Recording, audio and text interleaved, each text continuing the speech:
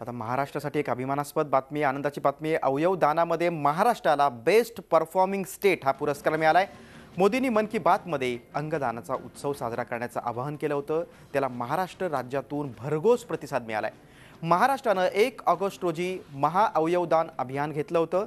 राष्ट्रीय अवयवदान दिनानिमित्तानं आज या पुरस्काराची घोषणा करण्यात आली। आरोग्यमंत्री जे.पी. नड्डा यांच्या हस्ते हा पुरस्कार प्रदान केला जाणार आहे। आणि याच महत्त्वाच्या बातमी संदर्भात आपण अधिक चर्चा करूया। आमचे दिल्लीचे प्रतिनिधी रामराजे शिंदे आपल्यासोबत आहेत। रामराजे, खरं तर अवयवदानानिमित्त महाराष्ट्राने खरंच पुढाकार चांगल्या पद्धतीनं घेतला होता, चांगल्या पद्धतीनं जनजागृती केली होती आणि त्याचंच फळ आता आपल्याला पुरस्कार रूपाने मिळतंय, काय सांगाल?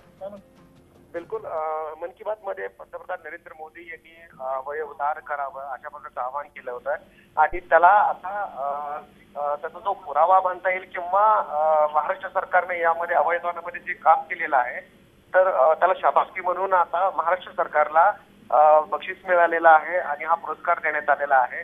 बेस्ट परफॉर्मिंग स्टेट म्हणून हा पुरस्कार देण्यात आलेला आहे।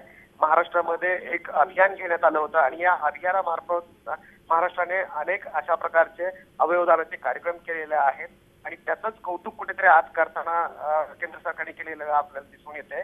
जे.पी. नड्डा यांनी या संदर्भातचा पुरस्कार जो आहे तो प्रदान केलेला आहे। आज दिल्लीमध्ये हा कार्यक्रम झालेला आहे आणि त्या कार्यक्रमामध्ये महाराष्ट्राने या संपूर्ण केलेल्या कार्यक्रमाचं सुद्धा कौतुक करण्यात आलेलं आहे। आरोग्य विभागाने जे काम केलेलं आहे किंवा आरोग्य विभागासोबत ज्या संस्थांनी काम केलेलं आहे त्या संस्थांचं सुद्धा जे.पी. नड्डा यांनी कौतुक केलेलं आहे। रामराजे, तुम्ही दिलेल्या सविस्तर माहितीबद्दल धन्यवाद। अवयवदान करून कुणाला तरी एक नवीन जीवन मिळतंय आणि त्या संदर्भातच महाराष्ट्रानं सरकारनं चांगली कामगिरी केली आहे। अवयवदानानिमित्त चांगल्या पद्धतीनं जनजागृती केलेली आणि त्याचं महत्त्व पटवून देण्यात महाराष्ट्र सरकार यशस्वी ठरलंय आणि त्याचीच पोचपावती पुरस्कार रूपानं मिळालेली आहे। झी 24 तास रहा एक पाऊल पुढे।